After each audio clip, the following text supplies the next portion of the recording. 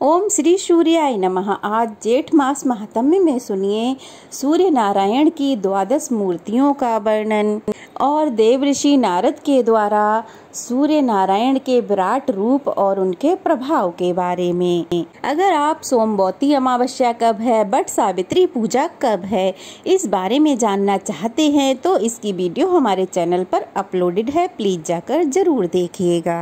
राजा शतानीक ने कहा, हे महामुने, सांब के द्वारा चंद्रभागा नदी के तट पर सूर्य नारायण की जो स्थापना की गई है वह स्थान आदिकाल से तो नहीं है, फिर भी आप उस स्थान के महात्म्य का इतना वर्णन कैसे कर रहे हैं, इसमें मुझे संदेह हो रहा है। सुमंतु मुनि कहने लगे, हे महाराज, वहाँ पर सूर्य नारायण का स्थान तो सनातन काल से है, सांब ने उस स्थान की प्रतिष्ठा तो बाद में की है। इसका हम संक्षेप में वर्णन करते हैं, आप उसे प्रेम पूर्वक सुनिए। इस स्थान पर ब्रह्म स्वरूप जगत नारायण सूर्य नारायण ने अपने मित्र रूप में तप किया है। वे ही अत्यंत परमात्मा भगवान सूर्य सभी देवताओं और प्रजा की सृष्टि कर स्वयं 12 रूप धारण कर अदिति के गर्भ से उत्पन्न हुए।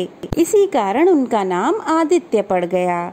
इंद्र, धाता, पर्जन्य, पूषा, धुष्टा, अर्यमा, भग, विवस्मान, अंशु, विष्णु, वरुण तथा मित्र, ये सूर्य भगवान की 12 मूर्तियां हैं। इन सब में पूरा जगत व्याप्त है। इनमें से प्रथम इंद्र नामक मूर्ति देवराज में स्थित है, जो सभी दैत्यों और दानवों का संहार करती है। दूसरी धाता नामक मूर्ति प्रजापति में स्थित होकर सृष्टि की रचना करती है। तीसरी पर्जन्य नामक मूर्ति किरणों में बसकर अमृत वर्षा करती है। पूषा नामक चौथी मूर्ति मंत्रों में अव्यवस्थित होकर प्रजा पोषण का कार्य करती है। पांचवी तुष्टा नामक जो मूर्ति है वह वनस्पतियों और औषधियों में स्थित है। छठी मूर्ति अर्यमा नामक मूर्ति प्रजा की रक्षा करने के लिए पुरों में स्थित है। सातवीं भग नामक मूर्ति पृथ्वी और पर्वतों में विद्यमान है। आठवीं विवस्नाम नामक मूर्ति अग्नि में स्थित है और वह प्राणियों के भक्षण किए हुए अन्न को बचाती है। नवीं अंशु नामक मूर्ति चंद्रमा में अवस्थित है, जो जगत को आप्यायित करती है। 10वीं विष्णु नामक मूर्ति दैत्यों का विनाश करने के लिए सदैव अवतार धारण करती है। 11वीं वरुण नामक मूर्ति समस्त जगत की ज्ञानदायिनी है और समुद्र में उसका निवास है, इसीलिए समुद्र को वरुणालय भी कहा जाता है। 12वीं मित्र नामक मूर्ति जगत का कल्याण करने के लिए चंद्रभागा के तट पर विराजमान है। यहाँ सूर्य नारायण ने मात्र वायु पान करके तप किया है और मित्र रूप से यहाँ अवस्थित है, इसलिए इस स्थान को मित्र वन भी कहते हैं। यह अपनी कृपामयी दृष्टि से संसार पर अनुग्रह करते हुए भक्तों को भांति भांति के वर देते हुए संतुष्ट करते रहते हैं। यह स्थान अत्यंत पवित्र है। हे महाबाहो, यहीं पर सांब ने सूर्य नारायण की तपस्या करके मनोवांछित फल प्राप्त किया है। उनकी प्रसन्नता के लिए यहाँ सांब ने भगवान सूर्य को प्रतिष्ठापित किया है। जो पुरुष भक्ति पूर्वक सूर्य नारायण को प्रणाम करता है और उनकी आराधना करता है, वह संपूर्ण पापों से मुक्त होकर सूर्य लोक में निवास करता है। अब जानिए देवऋषि नारद के द्वारा सूर्य के विराट रूप और उनके प्रभाव के वर्णन के बारे में। सुमंतु मुनि बोले, हे राजन, भयंकर कुष्ठ रोग का श्राप प्राप्त कर सांब ने अपने पिता भगवान श्री कृष्ण से पूछा, हे तात, मेरा यह कष्ट कैसे दूर होगा, कृपा कर इसका कोई उपाय बताइए। तब भगवान श्री कृष्ण कहने लगे, वत्स, तुम भगवान सूर्य की आराधना करो, इससे तुम्हारा यह कष्ट दूर हो जाएगा। तुम देवऋषि नारद के द्वारा सूर्य नारायण की आराधना विधान की शिक्षा प्राप्त करो। वे प्रसन्न होकर तुम्हें विस्तार से उनकी आराधना का विधान बतलाएंगे। एक दिन नारद जी द्वारकापुरी में भगवान श्री कृष्ण का दर्शन करने के लिए आए। उसी समय सांब ने अत्यंत विनम्र भाव से जाकर उन्हें प्रणाम किया और हाथ जोड़कर प्रार्थना की। कहने लगे, महामुने, मैं आपकी शरण में हूँ, आप मेरे ऊपर कृपा कर कोई ऐसा उपाय बतलाइए जिससे मेरा शरीर कुष्ठ रोग से मुक्त हो सके और मेरा कष्ट भी दूर हो जाए। नारद जी कहने लगे, हे शांब, सभी देव जिनकी स्तुति करते हैं उन्हीं का तुम भी पूजन करो, उन्हीं की कृपा से तुम रोग से मुक्त हो जाओगे। नारद जी की बात सुनकर सांब ने फिर से पूछा, हे नारद जी, देवगण किसका स्तवन और पूजन करते हैं, कृपा कर यह भी बताइए जिससे मैं उनकी शरण में जा सकूं। यह साप अग्नि मुझे दग्ध कर रही है। ऐसा कौन देवता है जो कृपा करके मुझे इस विपत्ति से दूर कर सकेगा। तब नारद जी कहने लगे, पुत्र, समस्त देवताओं के पूज्य, नमस्कार करने योग्य और निरंतर स्तुति योग्य भगवान सूर्य नारायण ही हैं। तुम उनका प्रभाव सुनो। किसी समय समस्त लोक में विचरण करता हुआ मैं सूर्य लोक में जा पहुंचा। वहां मैंने देखा कि देवता, गंधर्व, यक्ष, नाग, किन्नर और अप्सराएं सूर्य नारायण की सेवा में लगे हुए हैं।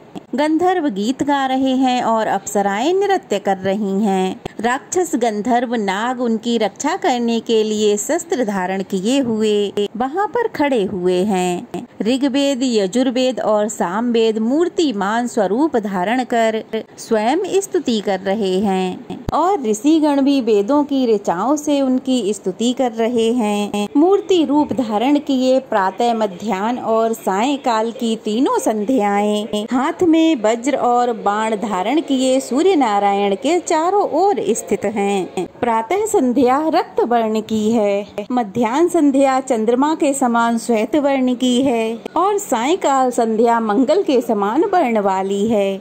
आदित्य, वसु, रुद्र, मरुत तथा अश्विनी कुमार आदि सभी देवगण तीनों संध्याओं में उन भगवान सूर्य का पूजन करते हैं। इंद्र सदैव वहां खड़े होकर भगवान सूर्य की जय जयकार करते रहते हैं। गरुण का ज्येष्ठ भ्राता अरुण उनका सारथी है।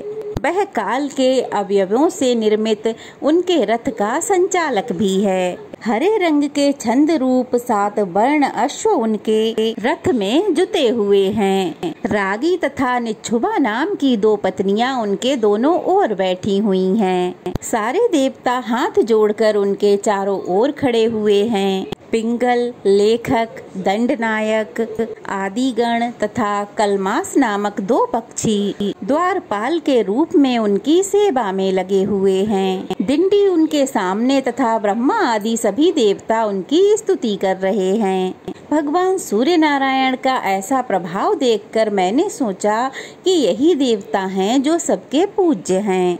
हे सांब, तुम भी उन्हीं की शरण में जाओ।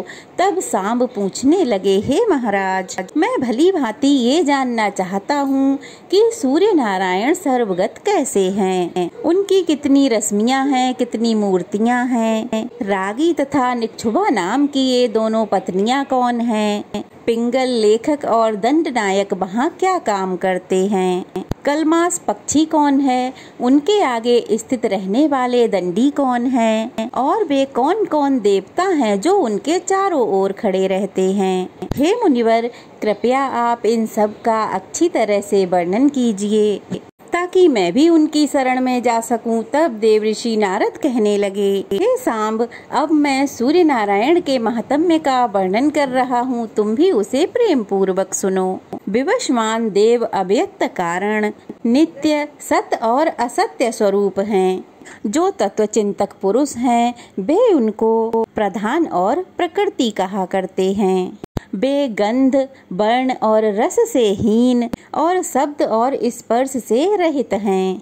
वे जगत की योनि हैं तथा सनातन पर ब्रह्म हैं। वे सभी प्राणियों के नियंता हैं। वे अनादि, अनंत, अज, सूक्ष्म, त्रिगुण, निराकार तथा अभिज्ञेय हैं। उन्हें पर ब्रह्म कहा जाता है। उन्हीं महात्मा भगवान सूर्य से यह समस्त जगत परिव्याप्त है। उन परमेश्वर की प्रतिमा ज्ञान और वैराग्य लक्षणों वाली है। उनकी बुद्धि धर्म और ऐश्वर्य को प्रदान करने वाली बाह्य बुद्धि कही जाती है। उन अव्यक्त की जो भी इच्छा होती है वही सब उत्पन्न होता है। वे ही सृष्टि के समय चतुर्मुख ब्रह्मा बन जाते हैं और प्रलय के समान काल रूप हो जाते हैं। पालन के समय वे ही पुरुष विष्णु रूप धारण कर लेते हैं। स्वयंभू पुरुष की ये तीनों अवस्थाएं उनके 3 गुणों के अनुसार हैं।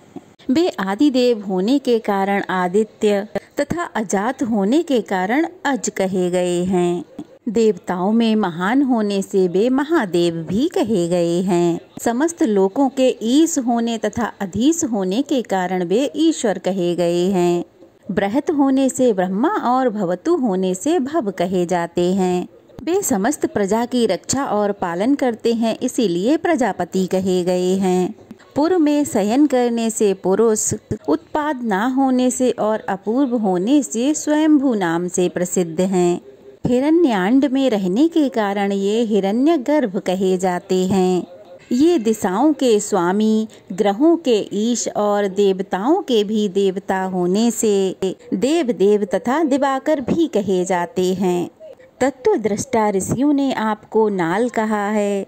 ये आप इनका आश्रय है, इसलिए आप नारायण कहे गए हैं। अर्य यह शीघ्रता वाचक शब्द है। आप ही समुद्र रूप धारण करते, फिर उसमें शीघ्रता नहीं रहती, इस कारण उसे नार भी कहते हैं। प्रलय काल में सभी स्थावर जंगम नष्ट हो जाते हैं। जब संपूर्ण जगत समुद्र के समान एकाकार हो जाता है, तब वे पुरुष नारायण रूप धारण करके उस समुद्र में शयन भी करते हैं।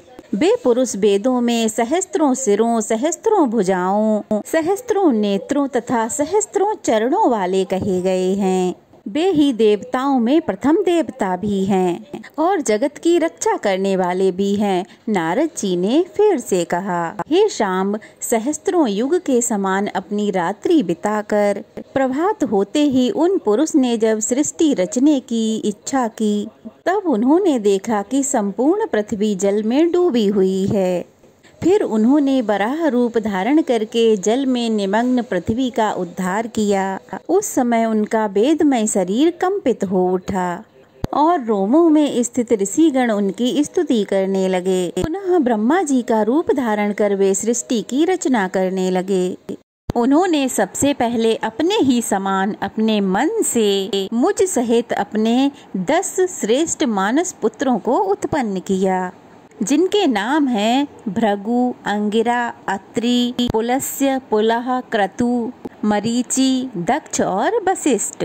इन प्रजापतियों की सृष्टि करने के बाद प्रजा का हित करने के लिए वे ही सूर्य नारायण देवी अदिति के पुत्र रूप में प्रादुर्भाव हुए।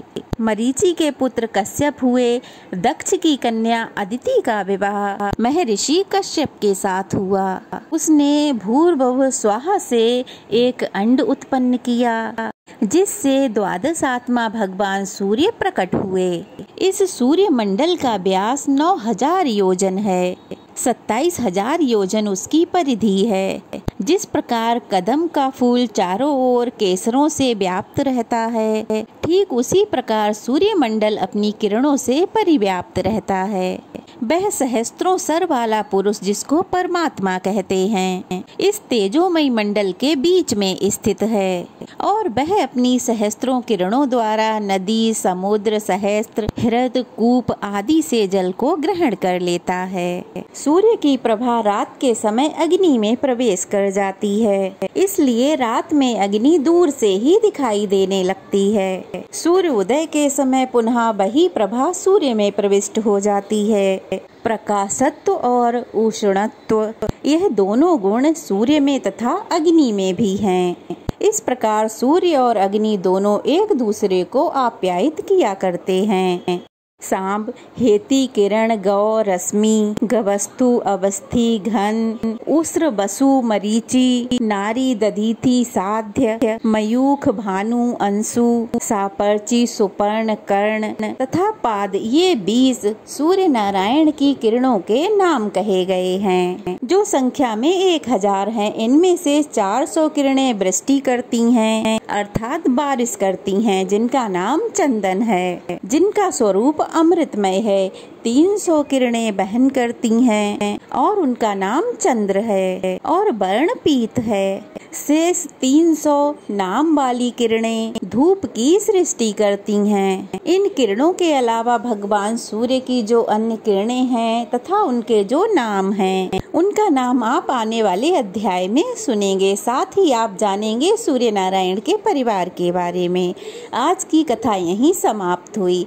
आज का महात्म्य कैसा लगा कमेंट बॉक्स में जरूर बताइएगा। अच्छा लगा हो तो वीडियो को लाइक करके शेयर करें और अगर नए हैं तो प्लीज चैनल को सब्सक्राइब करें। बोलो सूर्य नारायण भगवान की जय। जय श्री कृष्णा।